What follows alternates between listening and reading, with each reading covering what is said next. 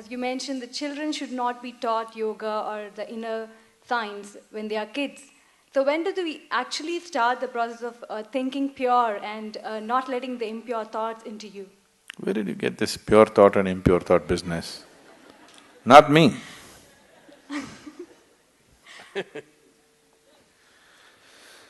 Thought, whatever kind of thought you have, whatever thought you generate on your mind is only coming from the data that has already been fed into you, isn't it so?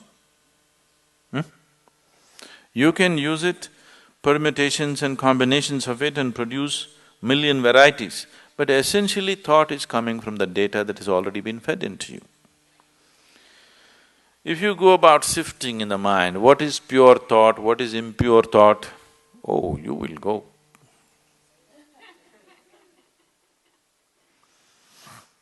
And if you are trying to curb the impure thought and produce pure thought, you've finished.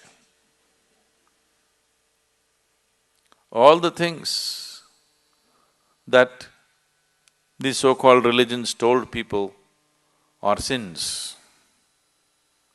they have become the full-time activity of human mind.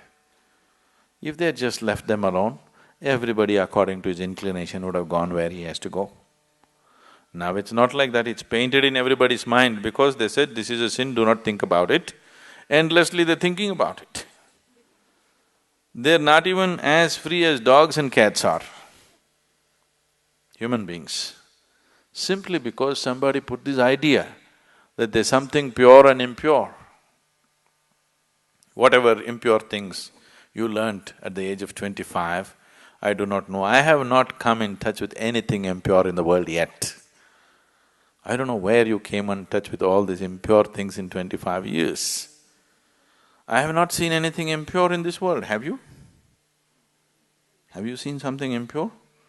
I have not seen anything impure in this world. There are different kinds of people with different kinds of problems and limitations and nonsense. I don't think it's impure. Process of purification.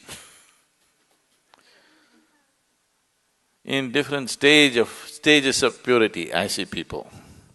And first of all, this idea of pure and impure is a very sick idea. There's just life around you. There's only life around you. If you're labeling certain aspects of life as pure and certain aspects of life as impure, there is a serious problem. I want you to understand this problem is far more serious than most people really look at. It is that serious. Right now, many religions and cultures on the planet have labeled the fundamental biology itself as impure. Yes? Yes or no? The basic biological processes themselves as impure. Sexuality is impure, a woman's menstrual cycles are impure. What the hell, you're born out of it, then you are also impure, everything in the world is impure, creation is impure.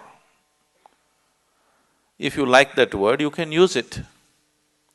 But who are you to decide what is pure and impure? This is the way life is made, isn't it? It all depends on how you do what you do, isn't it? With how much awareness you approach it.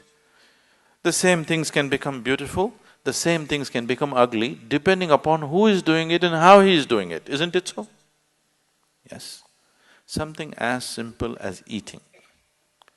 Eating can be a beautiful experience, not just for nourishment, even as an experience, it can be a beautiful experience. Somebody eats like this, you just look at that whack. Everything can be done like this, isn't it so? Who is doing it? How it is being done? That's what makes the difference. So this prejudice as to what is pure and impure has destroyed this humanity in such a bad way. Pure thoughts and impure thoughts, oh, if you sift through this, you're finished. All thoughts are just junk, okay? Essentially, they're coming from the limited experience of past. These thoughts are useful for your survival process. You picked up some amount of information, you want to survive in the world, this information is useful. If you're looking at life itself, these thoughts are meaningless. What happened yesterday actually has nothing to do with what's happening right now in this moment, isn't it so? But in terms of your survival in the world, you need to remember a few things. You need to use your old knowledge to earn your living on the planet. But in that, don't brand something as pure and impure. This can completely freak your life out. There's nothing pure, there's nothing impure. Life is just the way it is. It's for you to make it wonderful or make it ugly. Every aspect of your life. Yes?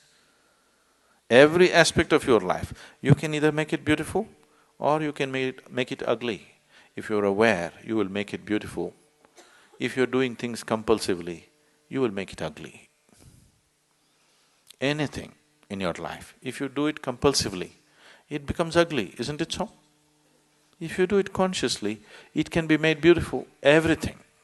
From the smallest thing to the biggest thing, everything can be made beautiful if you do it consciously.